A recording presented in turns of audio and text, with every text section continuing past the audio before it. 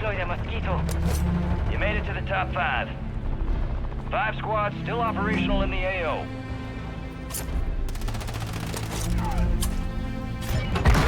Three squads left in the war zone. Stay alert.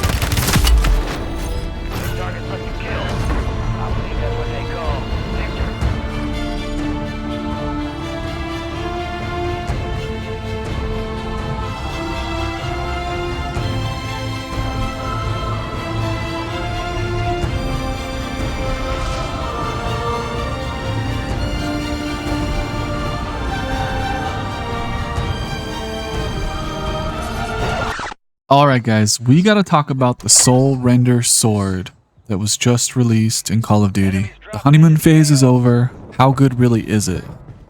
Like everyone else out there, I unlocked it and immediately equipped it. I wanted to run around, cut people's heads off, use it as much as I could.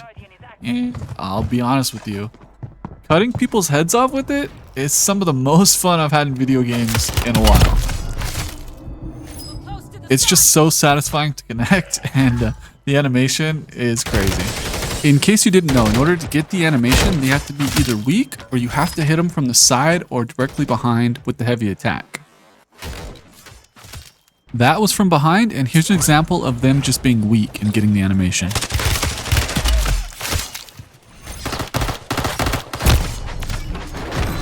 Now, running around chopping heads off is fun, and I mean a lot of fun.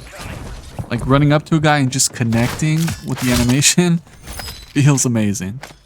But after running around trying to heavy strike everybody, you start to realize that the heavy strike isn't the best in all situations, and it will get you killed. Primary objective.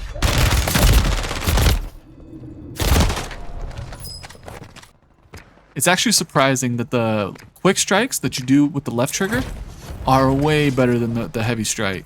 They're actually what make this melee weapon super OP.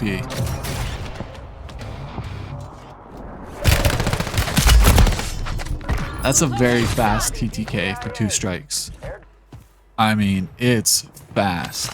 I'm not entirely sure if it's the fastest TTK in a melee weapon, but I think it is. I mean, look at that. You can just get out of fights quickly as long as you get the jump.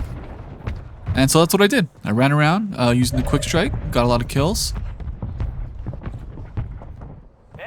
Had some fun with it, but there's something else we gotta talk about, guys.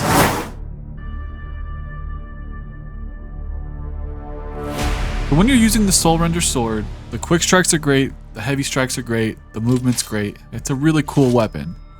But when you try to throw a throwing knife, there's this crazy delay. Now, the delay comes in 2 parts. If you try to throw a knife and swing, there's a crazy delay between the time that you throw the knife and that you're able to swing. Or if you swing and try to throw a knife, there's a delay between the swing and your ability to throw. But there's also this weird delay between when you throw the knife and you're able to tack sprint again. And not even just that. If you even bring the throwing knife out, there's a delay between when you can tack sprint again, even if you don't throw it. Now, I know this might not sound like a big deal, but when you're in the heat of battle and you gotta throw and move fast, it is huge.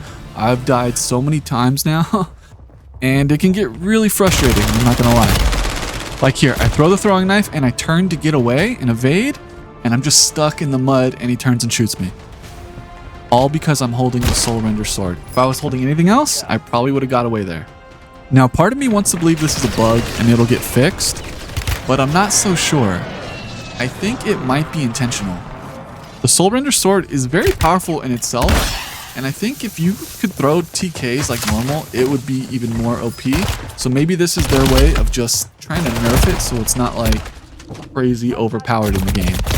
And so if you want to play with the Soulrender sword, what it forces you to do is change up your playstyle. You got to go into fights either deciding if you're going to use throwing knives or if you're going to use the sword. If you're going to use throwing knives, you switch your weapon so you can throw faster. Oh, you fucking ninja. And if you're going to use a sword, then you just rule out throwing knives altogether.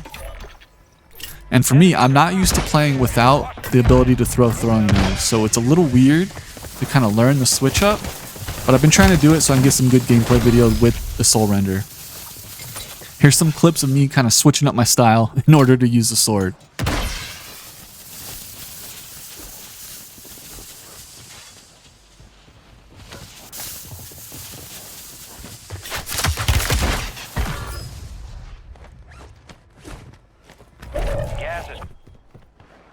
Requesting recon in my location.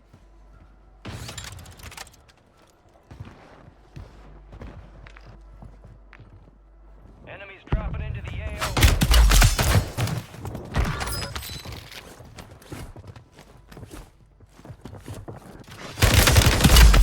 Take note of how in all these fights, I'm only using the quick strikes. I'm not using the heavy attack. Learned my lesson too many times.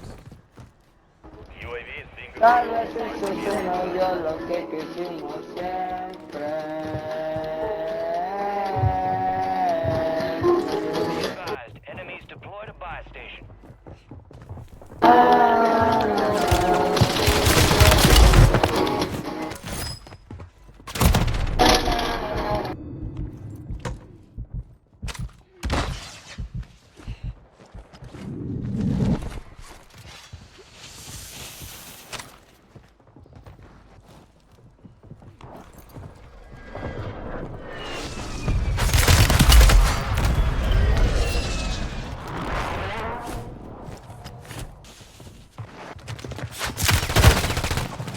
You'll notice here, I tried to throw a knife and then swing, and that's what got me killed. Should have never tried to throw the knife.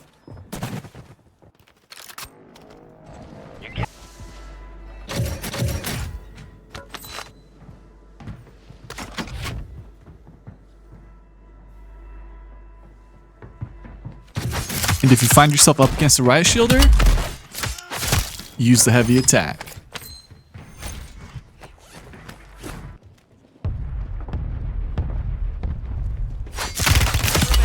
You're almost done here. We've got 10 squads active in the field.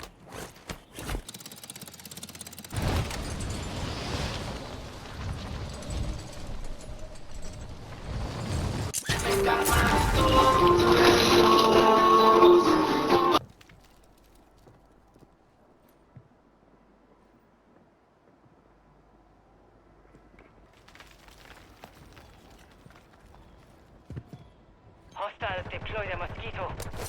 You made it to the top 5. 5 squads still operational in the AO.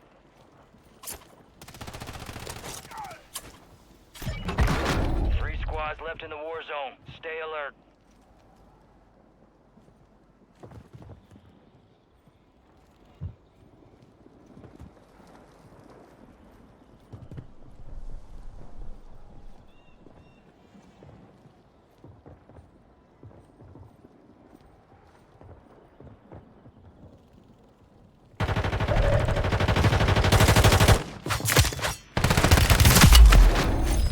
Targets left to kill.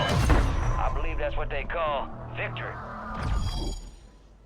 Well, that's my thoughts on it from a Warzone player's perspective. I'm going to throw it over to Bless the Blaze to give you a multiplayer perspective on the weapon.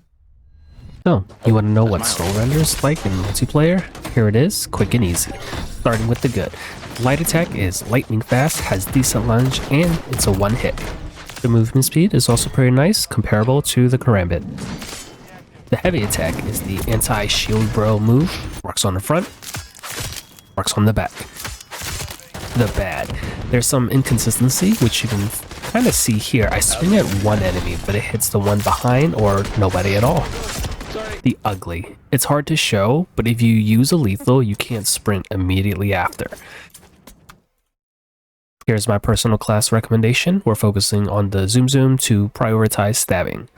To recap, Soulrender is a fast one-hit melee weapon with great speed in multiplayer, a great counter to rats, but you sacrifice movement if you run a lethal, like the TK.